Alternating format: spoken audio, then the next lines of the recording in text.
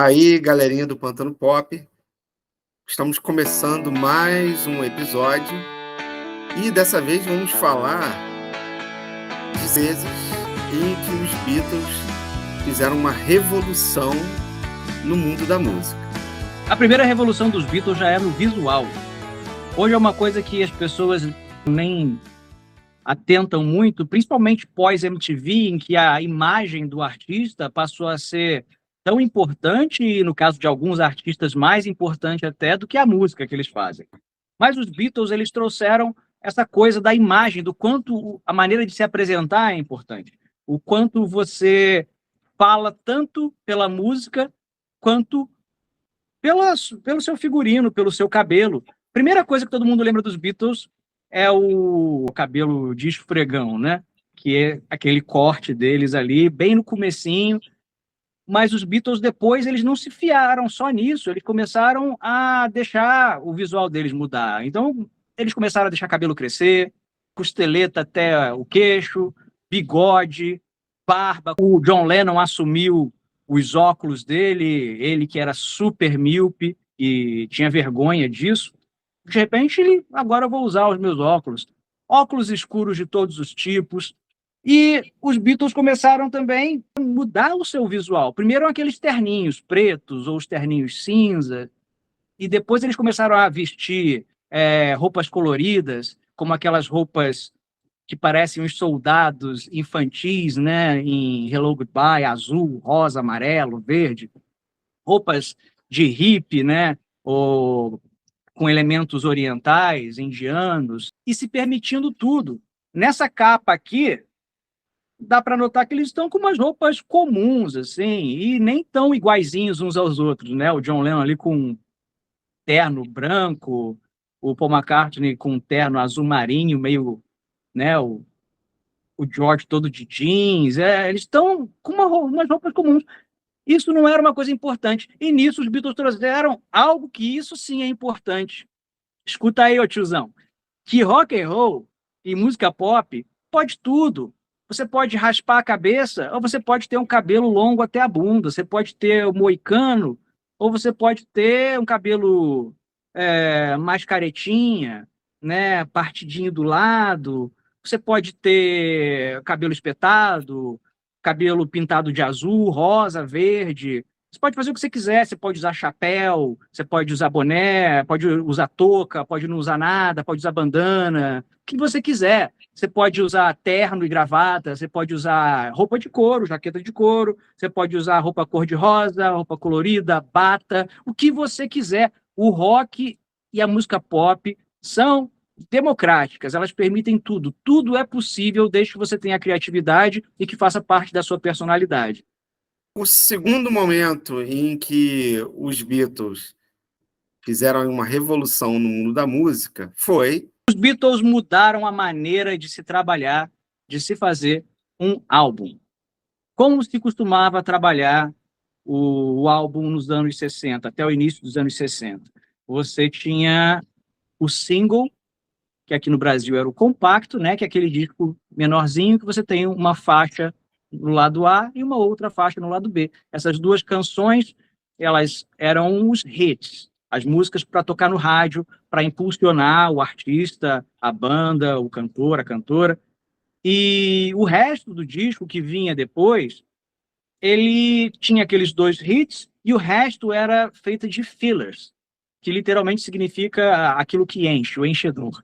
Né? Que eram canções que não necessariamente estavam muito preocupadas em fazer sucesso, não iam tocar no rádio, já se sabia disso, muitas vezes o artista nem tinha muitas composições para encher um disco, então fazia cover, e os Beatles não, eles entraram numa de que eles iam trabalhar cada canção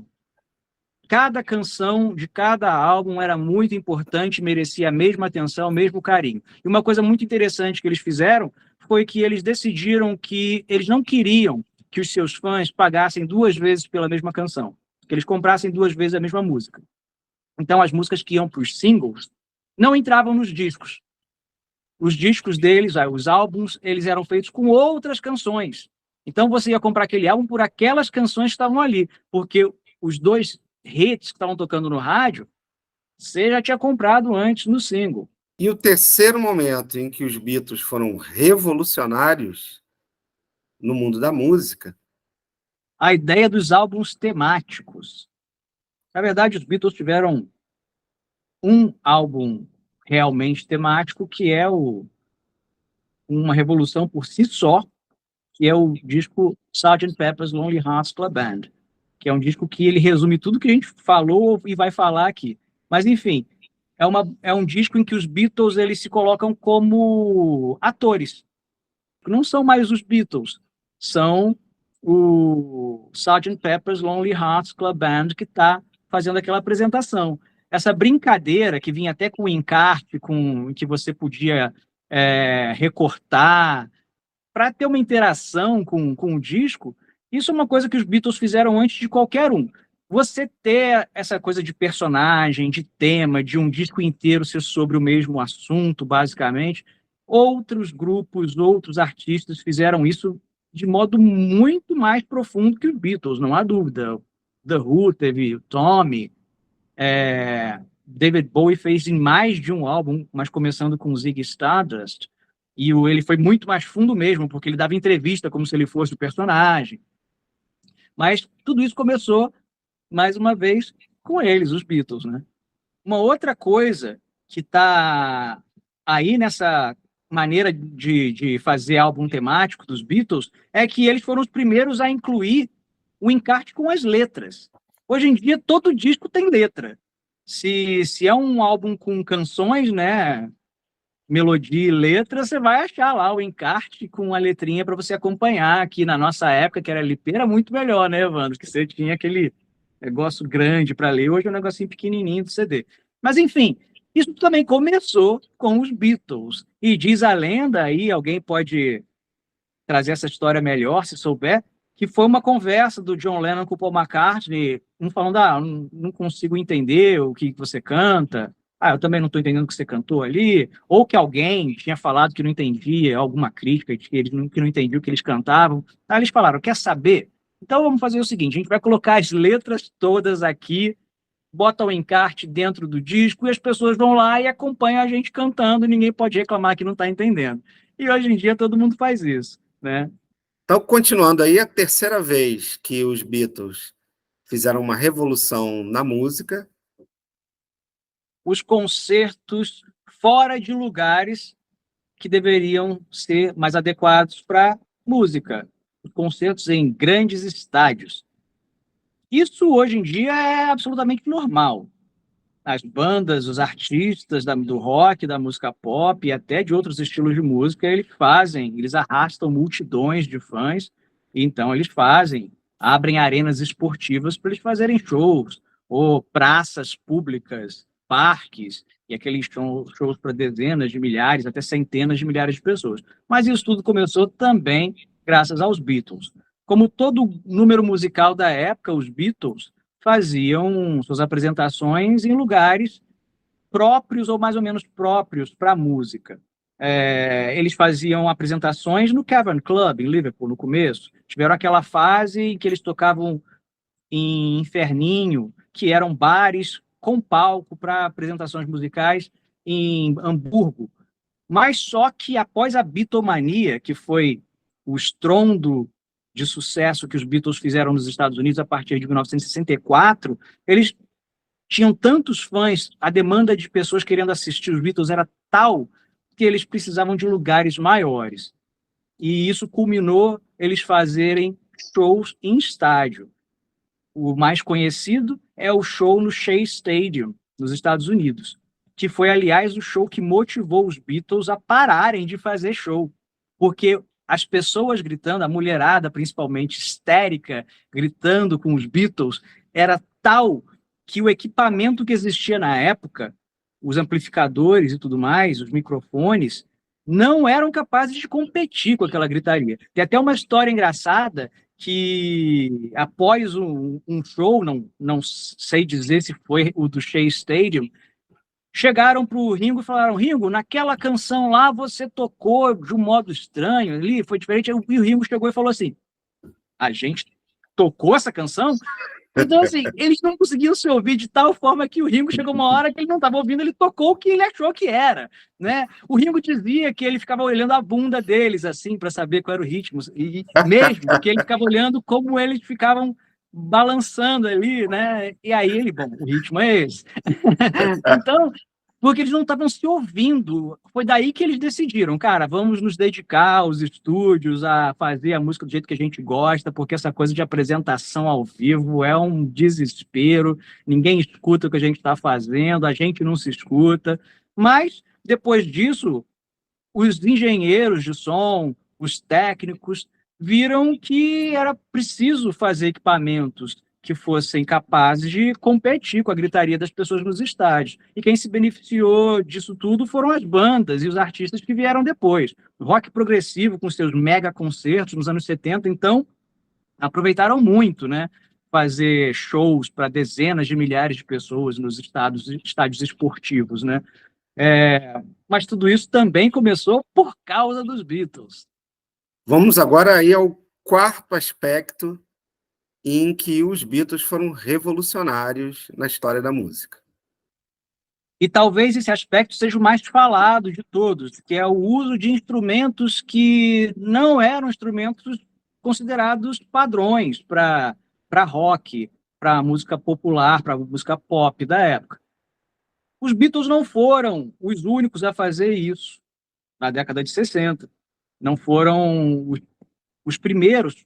É difícil dizer. O fato é que os Beatles eles tinham uma criatividade muito grande, que não tinha limites, eles queriam fazer as coisas, eles tinham as ideias, e aí é mais que se virasse. Então, por exemplo, o Paul McCartney falava, nessa canção eu pensei que ia ser muito legal se a gente colocasse cordas. Aí ela ia lá, o George Martin, muita gente fala que é o quinto Beatle, que era da música clássica, ele era o diretor da parte de música clássica da EMI, antes de ser o produtor dos Beatles. Então ele ia lá e pegava os conhecidos músicos dele, de primeira qualidade, fazia o que o Paul McCartney queria, de arranjo de cordas. Ah, eu queria sopro. Aí eles iam lá e arrumavam lá os caras da orquestra lá para fazer o que os Beatles queriam. Além do que, tem o Mellotron também, que a gente já falou em outros episódios, né, que o Paul McCartney adorava, ele começou a colocar em quase tudo que os Beatles faziam, John Lennon gostavam também. Os Beach Boys estavam lá nos Estados Unidos ao mesmo tempo, mais ou menos ali no mesmo tempo, fazendo também coisas desse tipo, de inventar instrumentos, de inventar sons. Mas o fato é que os Beatles estavam fazendo isso ali por eles, e foram eles que levaram isso, mostraram que isso era possível, ficava bom e vendia, as pessoas iam gostar. E hoje em dia tem muita gente que sabe, aprendeu que rock and roll, essa também, tiozão, que não, rock and roll não precisa ser só guitarra, baixo, bateria, é muito legal quando mas ele permite que você experimente com outras sonoridades, outros instrumentos. E, mais uma vez, os Beatles foram importantíssimos para que isso ficasse vulgarizado na música mundial. E a quinta revolução que os Beatles promoveram no mundo da música foi para além deles próprios Beatles. E eu acho que talvez essa revolução dos Beatles seja a mais importante, ao menos na minha opinião, que é que os Beatles transformaram a maneira de se usar um estúdio de gravação. Se antes o estúdio de gravação era um lugar onde o artista fazia basicamente uma apresentação ao vivo, que era captada pelos engenheiros e colocada depois lá na bolacha, com os Beatles, o estúdio virou uma fábrica, virou um lugar onde eles praticamente compunham as suas músicas, a sua arte. E, assim, eles forçavam a criatividade de outras pessoas em volta.